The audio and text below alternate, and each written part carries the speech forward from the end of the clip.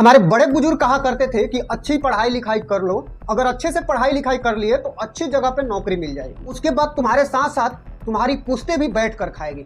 लेकिन आज के ज़माने में लोग बढ़िया से पढ़ाई लिखाई भी कर रहे हैं, बढ़िया तरह से अलग अलग तरह के डिग्री भी ले रहे हैं, इसके बावजूद भी लोगों को नौकरी नहीं मिल रही है। बड़े बड़े डिग्री वाले लोग भी छोटी छोटी चपरासी की नौकरी के लिए लंबे लंबे लाइनों में खड़े हैं। 2025 में भारत की हालत ऐसी हो गई है कि बेरोजगारी दर 5 से 6% हो गई है, और इसमें भी सबसे ज्यादा बेरोजगार जितने पढ़े लिखे लोग हैं वही है जिनकी आयु 15 से 29 साल है।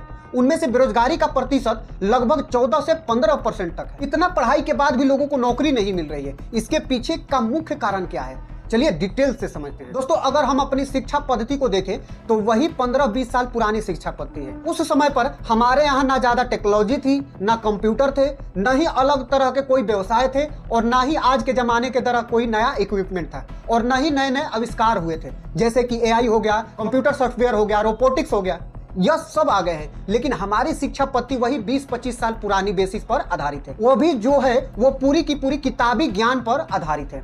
हमारे स्कूलों में कोई प्रैक्टिकल जैसा चीज नहीं कराया जाता है, बस रटवाया जाता है कि बच्चों ये पोयम है, इसको रट लो, ये मीनिंग दिया हुआ है, इसको रट लो, ये क्वेश्चन पेपर है, इसको पूरी तरह से रट लो।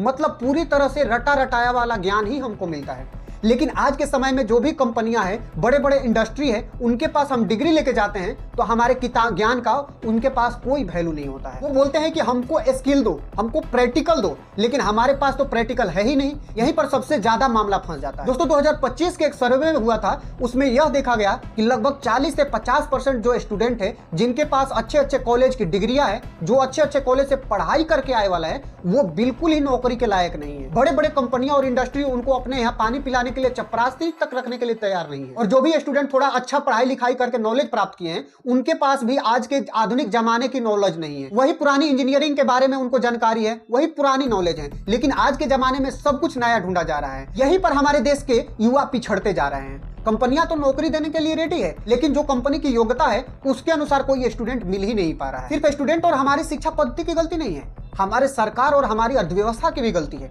हमारी सरकार उतनी रोजगार सृजन नहीं कर पा रही है जिससे ज्यादा से ज्यादा लोगों को रोजगार मिल सके। हमारी अर्थव्यवस्था तो तेजी से बढ़ रही है, लेकिन अर्थव्यवस्था में भी लोगों को अच्छा रोजगार नहीं पैदा कर पा रही है। इन सब में सबसे महत्वपूर्ण हिस्सा जनसंख्या है।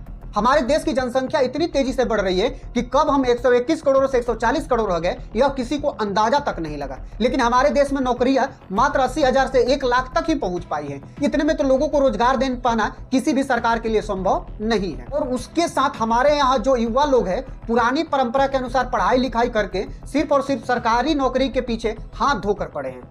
पूरा लाइन लगा पड़ा है कि पूरी जनसंख्या सरकारी नौकरी के पीछे ही पड़ी है, लेकिन सरकारी नौकरी कुछ मुट्ठी भर लोगों को ही मिल पा रही है। अगर उन लोगों को कोई स्किल सीखने के लिए बोला जा रहा है कि आप स्किल से भी सरकारी नौकरी से बढ़िया पैसा कमा सकते हो, तो उनको या तो खुद पे भरोसा नहीं है, या फिर सरकार पे भरोसा नहीं है, या फिर प्राइवेट सेक्टर के जो नियम कानून है उस पर भरोसा नहीं। वो चाहते हैं कि हम एसएससी यूपीएससी क्लियर कर ले, जिससे कि हमारा भविष्य पूरी तरह से सुरक्षित हो जाए, हमारी नौकरी सुरक्षित हो जाए, हमें टाइम पर वेतन मिल सके, हमें उतना दबाव में काम नहीं करना पड़े, हमारे आगे आने वाली पीढ़ियां भी अच्छे ढंग से सुरक्षित रह सके और एक अच्छा भविष्य जी सके। लेकिन हकीकत यह भी है कि कोई भी सरकार आकर इतनी बड़ी जनसंख्या में सभी लोगों को नौकरी नहीं दे सकती है।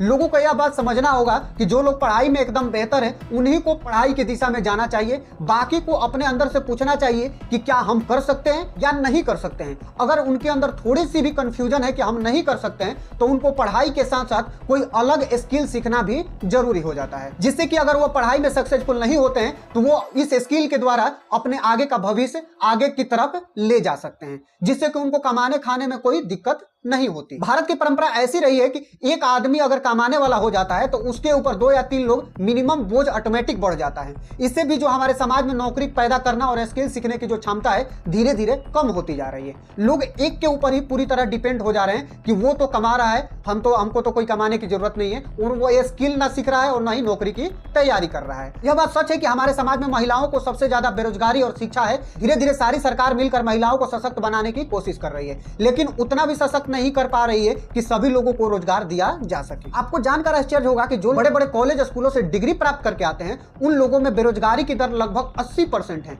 लेकिन वही दूसरी तरफ जो लोग अनपढ़ है या कम पढ़े लिखे हैं या फिर छोटे मोटे कॉलेज से पढ़ाई करके स्किल सीखने पर ध्यान दिए हैं, उनमें बेरोजगारी दर मात्र 5 से 6% ही है। यह हमारे शिक्षित युवाओं को सोचना चाहिए कि हमें डिग्री से रोजगार नहीं मिलने वाला है। आज के जमाने में इसके लिए हमें स्किल सीखना सबसे ज्यादा जरूरी है, तो पढ़ाई के साथ साथ स्किल पर भी ध्यान देना उतना ही जरूरी है जितना कि आप पढ़ाई पर ध्यान दे रहे हैं। पढ़ाई करने से सभी लोगों को रोजगार नहीं मिल सकता है, लेकिन अगर आप स्किल सीखते हैं तो स्किल से लगभग सभी लोगों को रोजगार मिलना संभव है। दोस्तों, अगर सभी लोगों को रोजगार नहीं मिलता तो एक बहुत बड़ा वर्ग, शिक्षित वर्ग बेरोजगार रहता है, तो इसमें समाज पर बहुत बड़ा असर पड़ता है। बेरोजगार लोगों में डिप्रेशन की संख्या ज्यादा बढ़ती है, लोगों का ब्रेन हेमरेज की संख्या ज्यादा बढ़ जाती है, हार्ट अटैक खतरा भी बढ़ जाता है। यह समाज के लिए एक शुभ संकेत नहीं होता है। सरकार के ऊपर भी बहुत ज्यादा प्रेशर पड़ता है नौकरी को लेकर, तो सरकार लोगों को लुभाने के लिए नई नई स्कीम लाती है, जिससे लोग आपस में उलझ जाते हैं, रोजगार की बात को साइड में कर लेते हैं और स्किल सीख पाते हैं और ना ही रोजगार कर पाते हैं। इन सभी चीजों को ध्यान में रखते हुए बहुत सारे बदलाव करने की आवश्यकता है,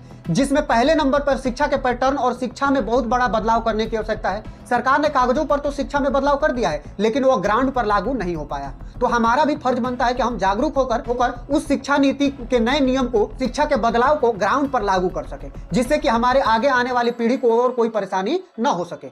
वह शिक्षा के साथ साथ डिग्री के साथ साथ नए स्किल भी सीख सके और आज की युवा की तरह बेरोजगार ना जी सके। सरकार ने नई स्कीम चालू की है, जिसमें युवाओं को जो खुद का स्टार्टअप खोलना चाहता है उनको बहुत तरह के आर्थिक सहायता देकर स्टार्टअप खोलने में मदद कर रही है। तो बहुत सारे युवाओं को यह लाज शर्म छोड़कर आगे आना चाहिए, कुछ ना कुछ स्टार्टअप करने की कोशिश करना चाहिए। सरकारी नौकरी का क्या लाभ है, प्राइवेट सेक्टर में भी सुधार करने की जरूरत है, जिससे लोगों को प्राइवेट सेक्टर पर भरोसा हो, लोग प्राइवेट सेक्टर को भी रोजगार मान सके और प्राइवेट सेक्टर में भी खुशी खुशी जॉब करने के लिए लोग राजी हो सके।